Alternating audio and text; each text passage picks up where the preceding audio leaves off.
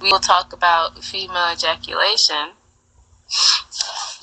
But we're having some technical difficulties right now.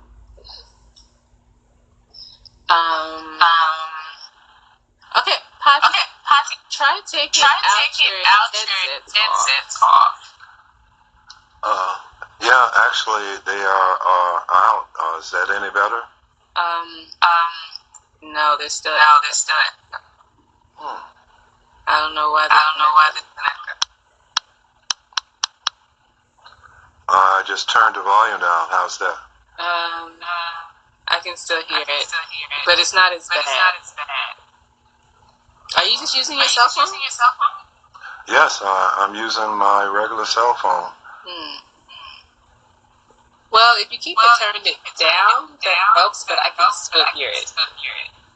I'm going to turn it down and try my earphones. Okay. It's definitely a mic issue, is what someone's saying. I don't think it's my phone, because I've been doing this the same way.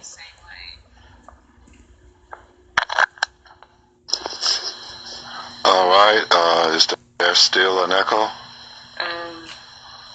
No, I don't. Yeah, I can hear it, but it's very low. But yeah, there's an echo. Let me turn it down just a little more.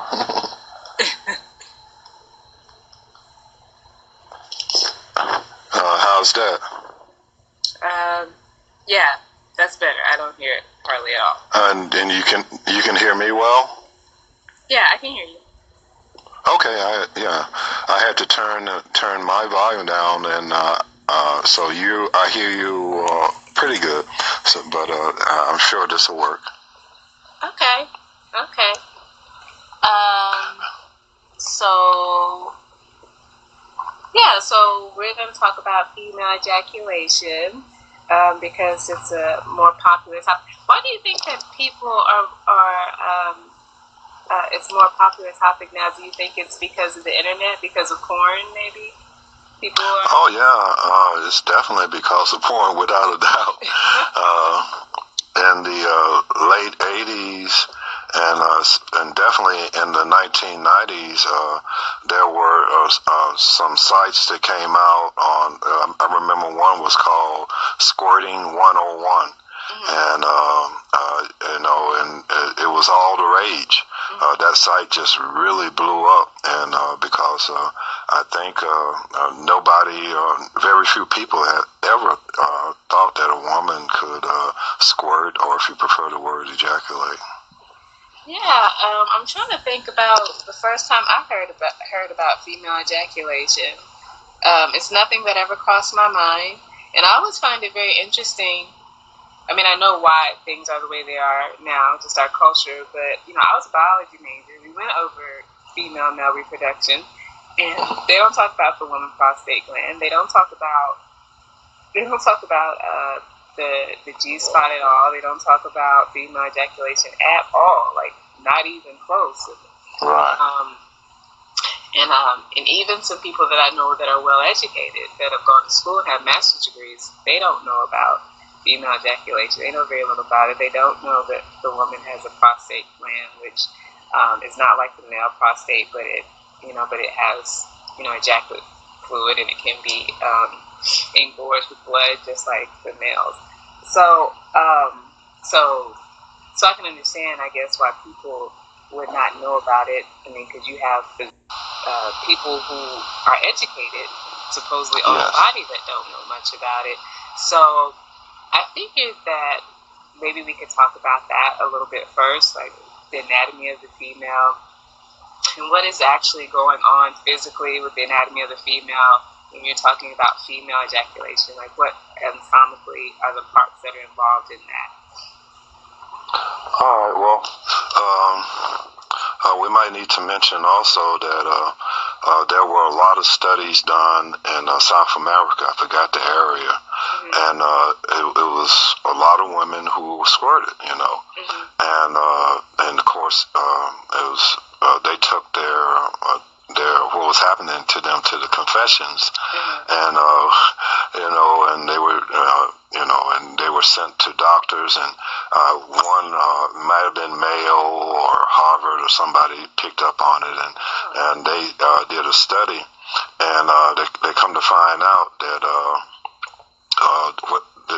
they were actually doing surgeries on these women to keep them from ejaculating. Oh wow, that's terrible. Yeah. How terrible, that's something, that's an abuse, that's a dysfunction that's going to follow them the rest of their life, so, but the anatomy. Talking about, like, if you're a physician, you should be able to analyze the anatomy of the female, see that she's completely healthy, and be like, well, this isn't causing you any pain, this is not hurting you. Yeah. If they follow the fluids, if they test the fluids, if they're not having any infections, they're not having any symptoms that are causing them any pain. As a physician who's supposed to take care of people, you should be able to say, oh, no, this is not a problem. Like, I guess now, cosmetic or if they are thinking, psychologically that I don't want this to happen, I guess that's different. Yes. But I just feel like, that's, I don't know, that as a physician, you should know, okay, this is going to probably do more harm than good, and they should be able to advise women on that. So. They definitely should, but not having, until recently, not having a part of their studies, they think that, that the women are urinating, and that's something you could be able to test, I would think. Yes, but it seems nobody was smart enough to do it until recently. There are some think tanks and places, real, aristocratic, high-end places like Mayo Clinic, where they're doing studies. But the average medical school and the average doctor, what it is loss of bladder control. So, and that's the way they're treating it. They're treating it as a defect. Okay. Yeah. So what parts of the female anatomy are actually involved in female ejaculation? Well, of course, everybody needs to take this into deeper study. There's a book called I got it here. Let me look. Female Ejaculation and the G-Spot by Deborah Sundal. That's a great book. I got it too.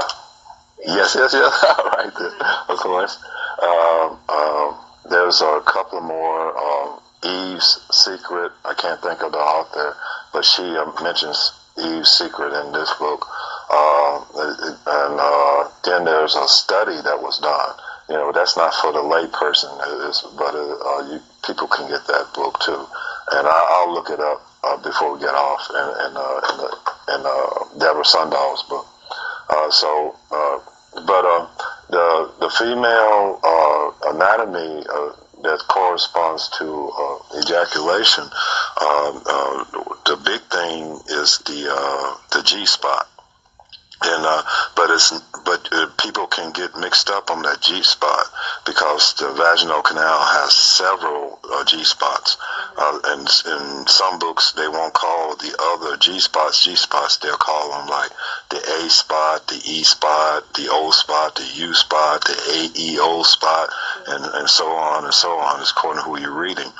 But that the actual G-spot that's connected to the prostate, that's circular around the urethra. The tube that urine comes out of. There's a prostate gland that's around that, just like in the male. That's his prostate. The urethra tube goes through the prostate. The female has a prostate gland also, and the urethra tube goes through that. Now the G spot that connects at the roof of the vaginal canal, the one G spot that connects to that prostate gland, that's the one that can trigger the female ejaculation, because the muscular response from it activating squeezes and releases the prostate. The other big time part of the female anatomy that's responsible for the female squirting or ejaculation. Two paraurethral ducts. Sometimes they call Skene glands, sometimes they're called Bartholin's glands, but on either side of the urethra opening, there can be two little tiny pinholes, or there can be two slits, and for a lot of women, the clear ejaculate will come out of that one of those two paraurethral openings. And for other women, it'll come directly out of the urethra because there can be a gland opening in the urethra near or part of the G-spot. And there are two other glands that also that are responsible, but it looks like those two glandular openings on either side of the vaginal opening, it looks like they're more responsible for the creamy white oozing liquid that comes out of the vagina. That's main purpose is to lubricate the penis, the clitoris can and is connected to what's called a pudendal nerve. All of that's connected. The pelvic floor, the great pelvic floor nerve, all that's connected. And when that pudendal nerve is activated from the clitoris or the pelvic floor nerve, then there's the vagina, the whole of the pelvic floor begins to grasp and release automatically. And that grasping and releasing is part of the ability of the vagina to squirt. Also, yes. So the pelvic floor, the whole pelvic floor can be responsible for it too. And we have to mention that the prostate gland, so far they found 4 main types. There are 2 fairly large ones, and then there's a very small one you might compare to the 2 large ones, small, and then there's one that's in between the large and the small. So this could also make the difference in between a woman gushing or squirting or squirting amiss or just squirting like a water hose. They're just the shape and the propensity of the prostate glands, along with the ability of the pelvic floor muscles to tight and release.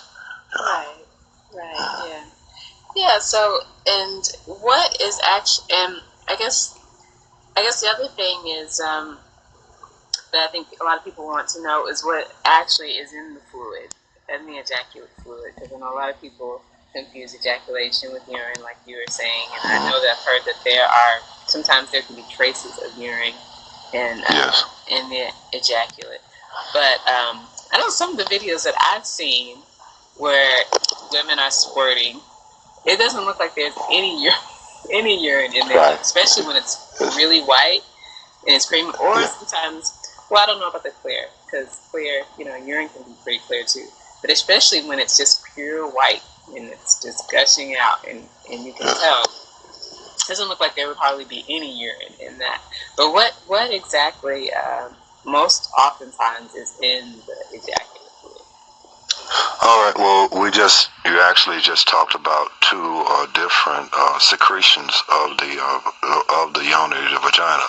That really thick, creamy lotion type of fluid that can be ejaculated by 2 other glands that are on either side of the vagina, not on either side of the urethral opening.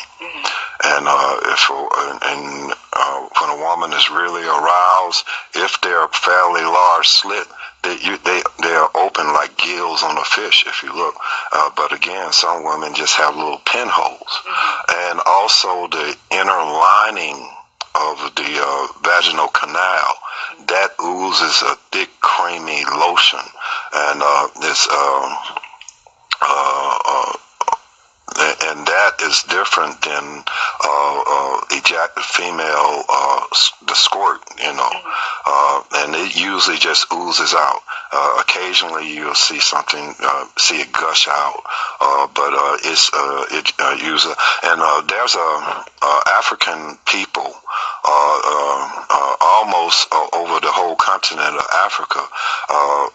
It's a hidden society of women's rights, where little girls are taught certain songs that we would can also consider mantras or chants, and these little girls, they sit cross-legged from each other, and they knead and pull each other's labia. And over years, the labia get really stretched out. Now, the stretching out of the labia opens up those two glands, all four glands, really, glandular openings, not glands, but glandular openings. Now, when those glands are open like that, then the vaginal secretions can flow a lot easier. When anthropologists first came into West Africa and East and Southern Africa, they called this the Hottentot skirt, and this because a lot of naked women during this time when these anthropologists first going in, they hadn't been taught that they had to wear clothes or Western clothes, and they saw that the women had really long labia, vaginal lips, but that, and they thought that was from evolution and DNA, but it comes to find out it's a practice that's part of a secret women's code, and this is something that they're taught as part of their rights, and that later on when they get married, and this is something that will benefit their husband. Yeah, so now that creamy white fluid is, I read before that it has a content kind of like lanolin, and but it's a different content than the lanolin that'll be on a baby. When a woman has a baby by natural childbirth, there's a lotion or thick lanolin all over them for the baby to be birthed through the vaginal canal. That's a little different, but this white creamy fluid, and it can be really thick or sort of thick. It's different than the squirting fluid. Now, the squirting fluid, that we see in the porn movies that squirts out like a water hose, that may be a lot of lymph gland fluid, but it seems to be more of a pure water that has PSA in it. What do they call PSA? Prostate. Something. It's what they test for men to see what their prostate is like. So that's how you know it. Specific. I can't think of it now, but when a man goes to get his prostate checked, they don't have to stick their finger up a man's butt no more to see it and squeeze the prostate. They can just take blood, and the test will show if this particular PSA is in there, and if what is high or low. And so this particular fluid that squirts from a woman's vagina has this quality also, and that's how they found out that it was not urine, because it had the prostate fluid in it. There was a test where this one doctor tested a woman to see how much this prostate endocrine fluid was in their urine, and then he had them orgasm and ejaculate, and tested it again. For the women who didn't ejaculate, they still had this prostate fluid in their urine.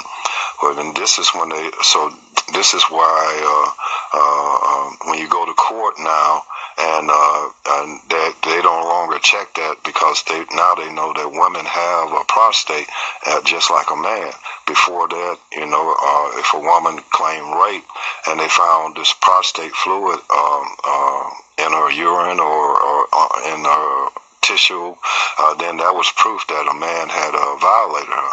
But now they know that women have prostate fluid, and you can't have prostate fluid unless you have a prostate gland. Right. So this is verifying the actual prostate gland that's responsible for ejaculation.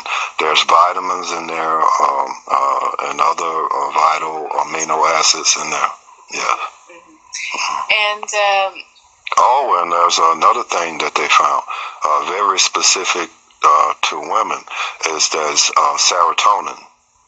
Serotonin is an endocrine gland fluid that's responsible for your well-being. It's also very responsible for orgasm and ability to orgasm. They haven't, as of yet, found estrogen. In men, the spectrum is higher for the men's prostate. A lot of different endocrine glands or fluids that are excreted from a man's prostate, but so far they've been only able to verify serotonin. Okay, and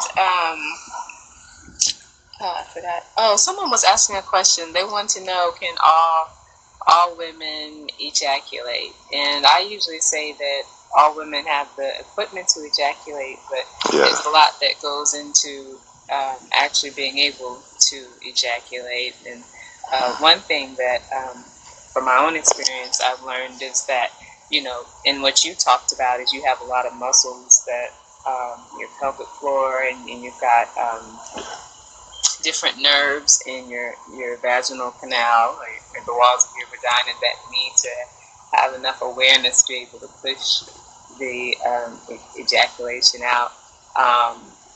If you have, like I have some tightness kind of around my pelvic floor, and I know that can affect just muscular motion of being able to work to push it out. Also, if you have some emotional triggers or around your vaginal walls, that could affect those nerves that you were talking about, those different spots that aid in being able to have awareness to push the ejaculate out. But I would think that unless there's some kind of damage to the yoni, that most women should be able to ejaculate. But you can speak on that. Yeah, like you said, and like Deborah Sundal and female ejaculation and G-spot said, all women have the equipment, but the equipment differs for different women. We don't. She didn't say in the book, or I haven't found in any other books or documentaries or anything, that the different sizes of the prostate gland specifically will determine whether you squirt like a water hose or you kind of drip, but that might have a lot to do with it.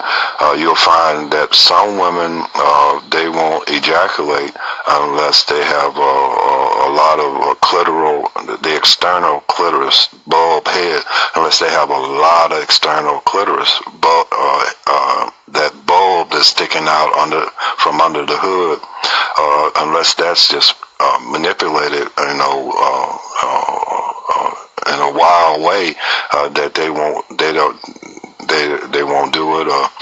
There are women who have to have a deep stroking of the vaginal canal, and that's the only way they'll ejaculate. There are women who have to have deep stroking of the anal tract, and that's the only way they'll ejaculate. You'll see some women, or if you just go on the porn and decide to just study this, you'll see some women that it's patting and spanking of their whole vaginal, external vaginal, the labia and the clitoris, and they'll actually spank it like they're spanking a little baby, and that's how it. So it's all the equipment, like you said, is there. The technique that each woman has to find for herself, and to acknowledge, like we were talking about serotonin, serotonin, estrogen, vasopressin, oxytocin, all that is fundamental to a really good orgasm, and the vagus nerve that is responsible for feeling secure and knowing that your surroundings are protecting you, and being able to accept that. All that has to be stimulated for a lot of women too. And there are a lot of women who found the trigger and found the mechanisms within their pelvic girdle, their pelvic muscles, the uterine muscles that are much separated from the pelvic girdle muscles. They found the trigger where they can ejaculate without orgasm, without really being sexually aroused. They just know how to squeeze a certain way and think a certain thing or position themselves a certain way, and there you go, squirt. And a lot of porn actors have mastered that, and their actual look like they're having an orgasm. That's all acting, so.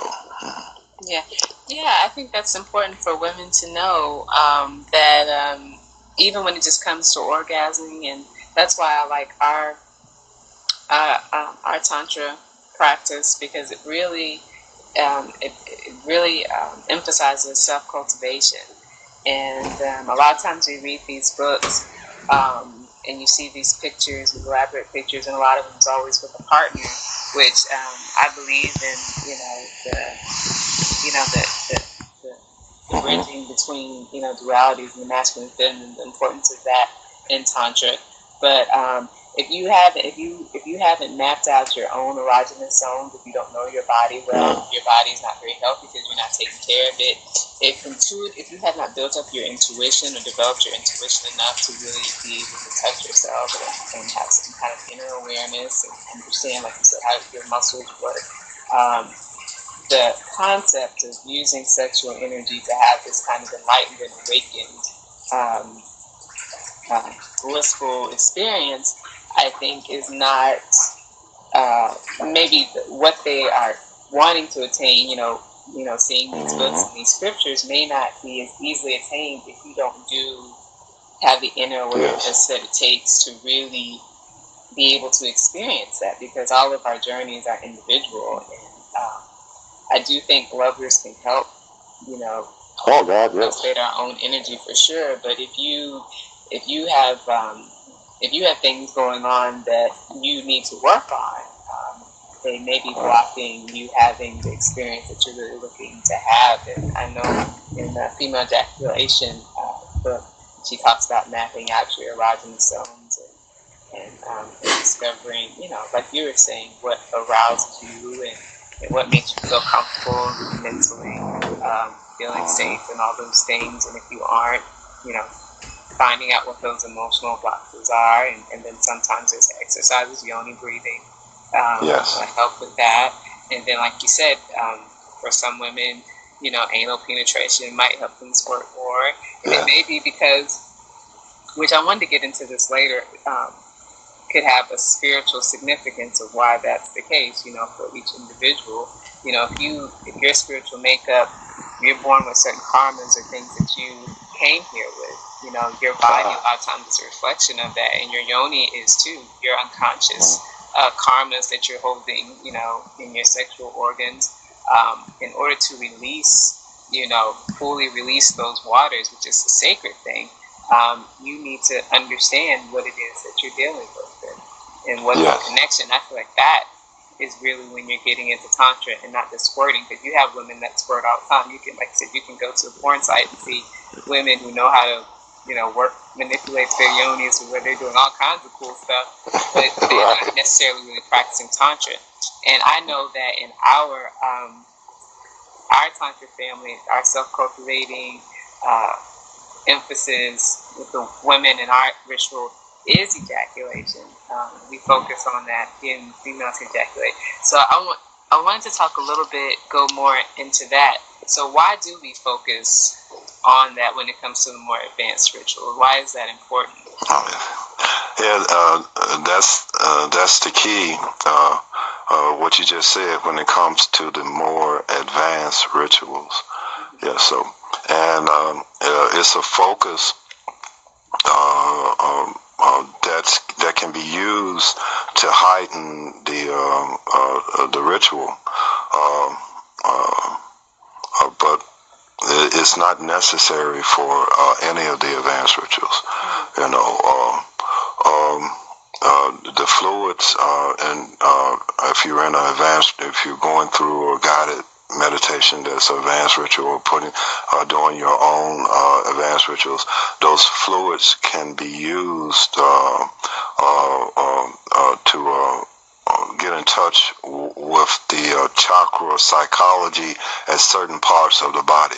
An easy way to say it is they can be rubbed into the chakra sites, and begin to help the body and the psychology to come more in tune with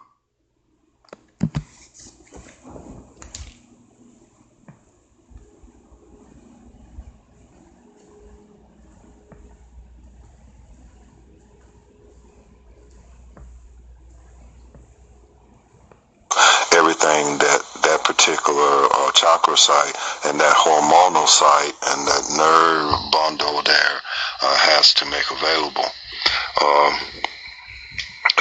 But it's simply not necessary. But it would be unusual for a woman to be very orgasmic in an advanced ritual, and for her not to have copious amounts of fluid. That's just natural, Yeah. I would think that just like with the Tao teachings, that's how you know a woman is being truly aroused. Yes. So you're trying to bring the orgasm up, and in order to orgasm, the energy it's aroused life force. And so the fluids come with that. So it's important for women for the body. So we know that the body and the spirit is weaving together to make this enlightening and this building of spiritual body actually happening, because it's like an alchemy process, right? So that's what I was thinking. My understanding was, and when we're concentrating, not necessarily concentrating on ejaculating, but a lot of times in guided ritual, the idea is to get a heightened orgasm to the point where there's a connection between the third eye and the yoni, or the clitoris and the third eye.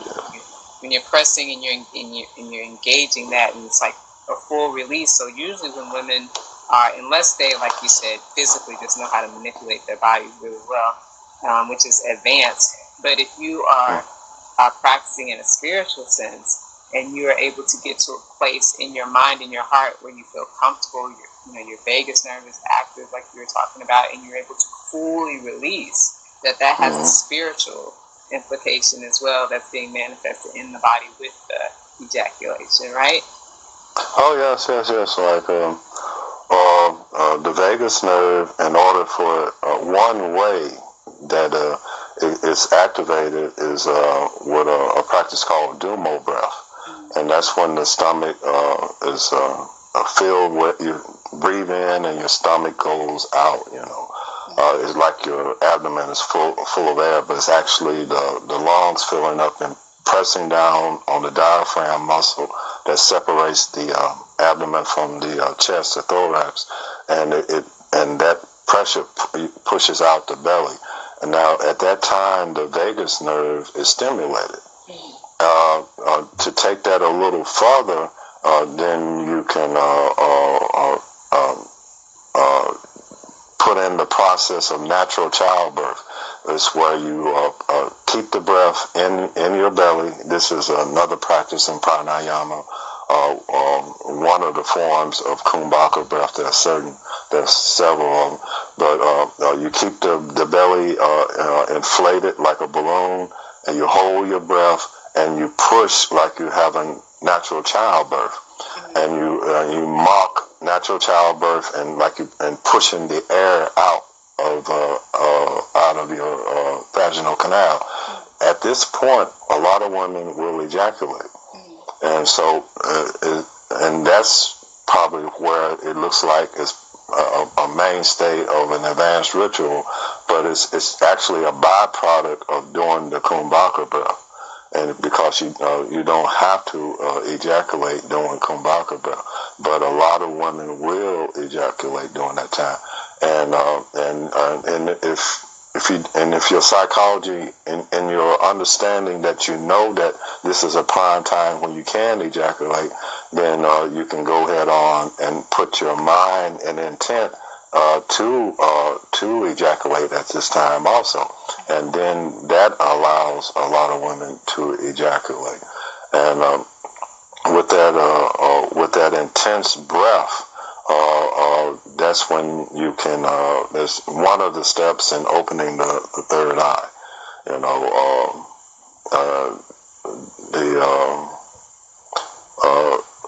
the vagus nerve at this point gets you releases oxytocin and vasopressin. This is extremely makes you forget about dangers that are around you, makes you feel secure. And this point is when you can start to fall away from the physical body. You can start to fall away from phenomena itself, physical reality. And the more you take on the nature of your consciousness, of your spirituality, then that's the third eye opening. When you are identifying with your chi body, with your bioelectric body, and not so much your physical body at all. You know? Right.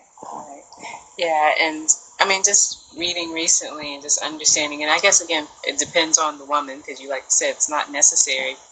But if you're the type of woman where you find you're able to truly let go with the female ejaculation, if that is connected.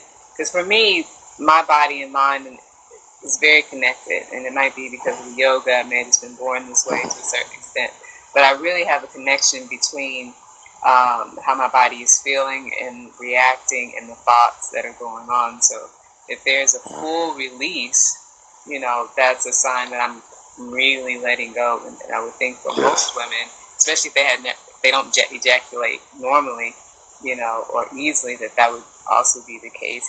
And so, I don't want to be in here too long. For the last 17 minutes, I want to start talking about what in ancient texts, what's the significance that's taught about how sacred female ejaculation, the waters. I know that there's different waters, but what does Tantra teach and Taoism teach about the sacred waters of female ejaculation? Well, in India, you have the Dasi, and I think one of the last Orthodox, in your religion, you have to, in India, it has to be sanctioned by the government, and they actually will actually fund your religion too, put money into it. Well, they stopped pretty much funding the Dasi temples, and the last one who was Orthodox Dasi, I think she died just a few years ago. So that's where you go to study that. The teachings in ancient Kemet, ancient Egypt, are centered around the star Sirius and the goddess Aset, Isis, and that she is the flow of the Nile River, the Happy River, along with the god Happy, who is both male and female. The studies are hidden in there, and in Greece, we know the word nymph but the nymphia is the full word, and that's like water goddesses, and you can find some stuff in there. And in the midst,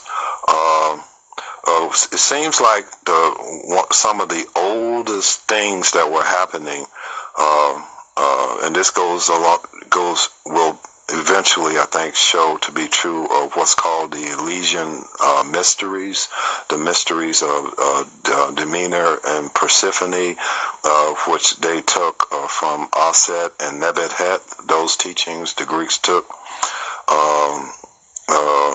But it seems like the waters were the priestesses in very, very ancient times, when the Sahara was green like a jungle, and there were plenty of mushrooms, and these psychedelic mushrooms were part of ritual, and it seems like a lot of the rituals, and you can read between the lines in the ancient Kemetic scriptures, and you can still see some of this. And we have scriptures in India that specifically attest to this. The priestesses will eat these mushrooms, and when you eat mushrooms, especially when you eat large doses, you'll get nausea. And it might not be so much fun until all that nausea goes away, which might take an hour or so. But the priestesses will eat it. They go into what we might call a frenzy, orgy of prophecy and teachings, and then in orgasm they would squirt into these pots. And they still have the pots in India, Japan. They still have the ancient pots. I think that in some museums in China that might be a pot or two, but definitely in Japan and India. And when they ejaculated, squirted in these, it would be in milk, or it would be in wine, and then everybody would participate. Now, the one thing about mushrooms is that once they are peed out, urinated out, or ejaculated out from a female, then the person that's participating doesn't get the nausea, but the strength doesn't diminish. You would think some of the strength would go away of the mushrooms, but no, the strength doesn't diminish at all, and you don't get no nausea. But it seems like some of the very, very early teachings point to this being part of full moon rituals and harvest rituals, where priestesses would give these divine waters, the tree of life waters, the healing waters, for the village or for the temple.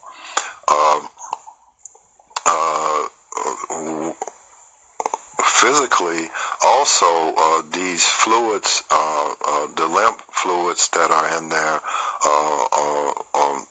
the lymph system is an enclosed system, and just like the blood, and we come in Chinese teachings, you don't lose no blood ever,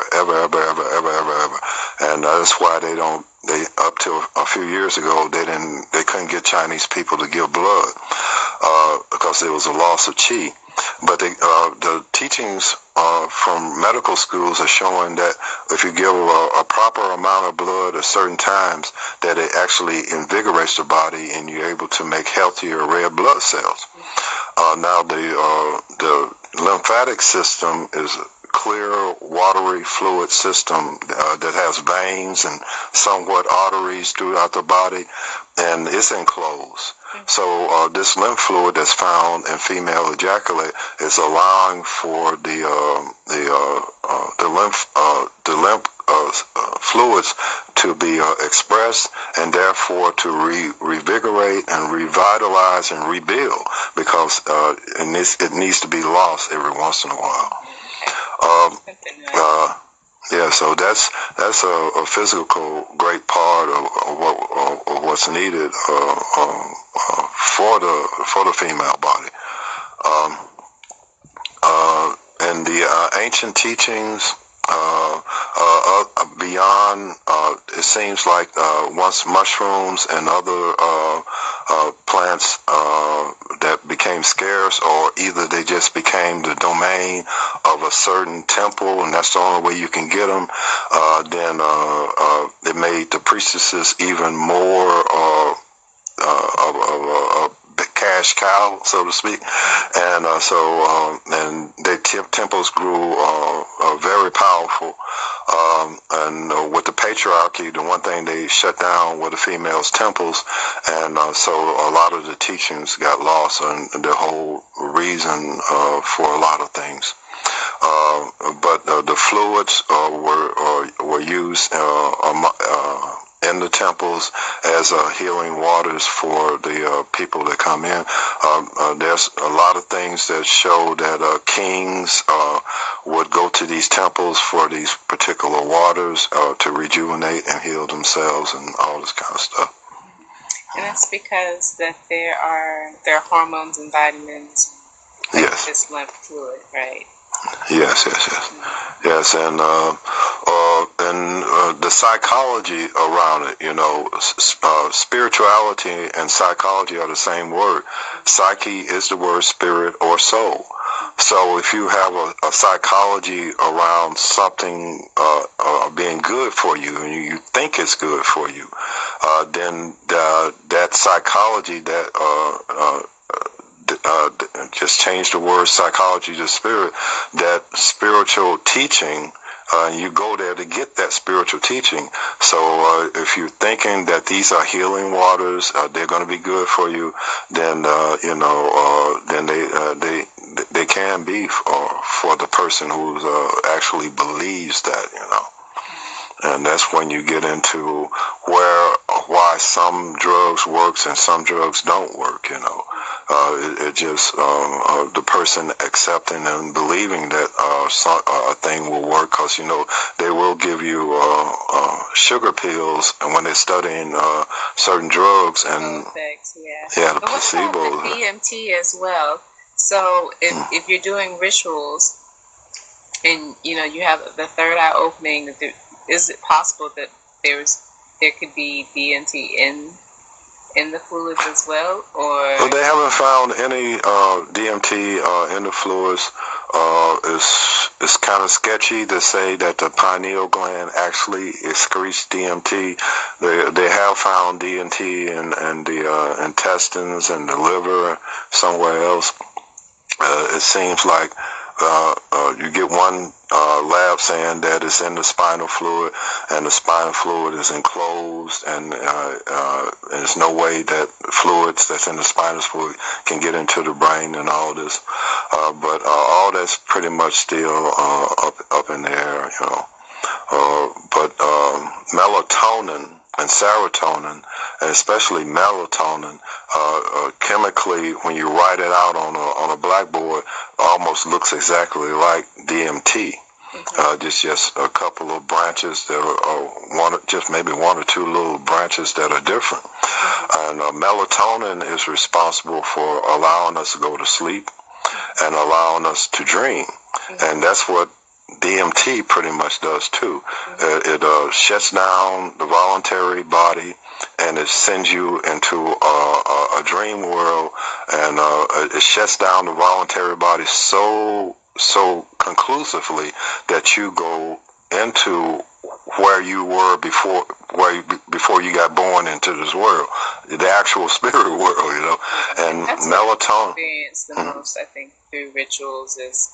I've had my third eye open and been conscious during rituals, but a lot of what I've experienced too is all the dreams, and it's that extra me too. component in my system after rituals, and then also I guess just like when you're toning the vagus nerve and you're working on all those internal wiring of the nervous system in places that may have been dormant. It's kind of the yoga aspect of it. That's why I'm always like. Our Tantra is like yoga for the genitals, because in yoga, in the rest of your physical body, when there's places that lie dormant, there's nerves that lie dormant, and there's information there. The body itself is like a brain or a mind, and it's a subconscious mind. but there's all kinds of information. And so, like, in our rituals, when we're working the deepest parts of ourselves, especially the woman, internally, you awaken these very deep places, and then you get to release all these fluids, and this heightened orgasms and these hormones released, and it literally enhances, your mind and where it's able to go, right. And that's been a lot of what I've experienced. And then that's what a lot of guys experience too. A lot of guys only get dreams, like myself. I've had my third eye open a couple of times, but it's almost spontaneous. But dreams is where us guys usually see everything too. Women, their bodies are almost programmed and made to open the third eye easily, it seems like. So these fluids, you were asking about the waters and spirituality, and one thing I want to mention before we go out is there's basically 3 fluids, and the 3 fluids can be set up to work with the first 3 chakras, and that's pretty the root chakra. When you're first starting to work the yoni, and you work in the root chakra, you can focus more on the actual secretion of the creamy white fluid, and the first clear fluid that is thick, that prepares the yoni. And when you're going into the second chakra, specifically the creamy white fluid, and when you're going into working on the third chakra, the manipura, that's in the abdomen, that's connected a lot to the ejaculation.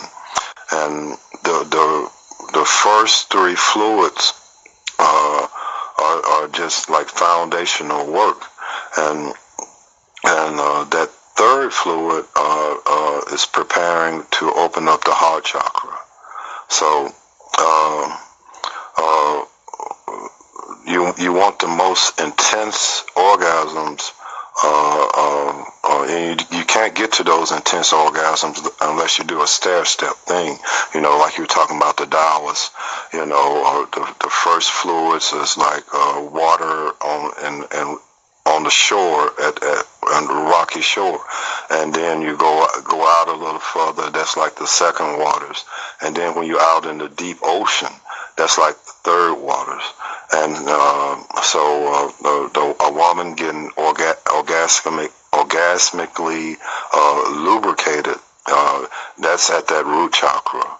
And then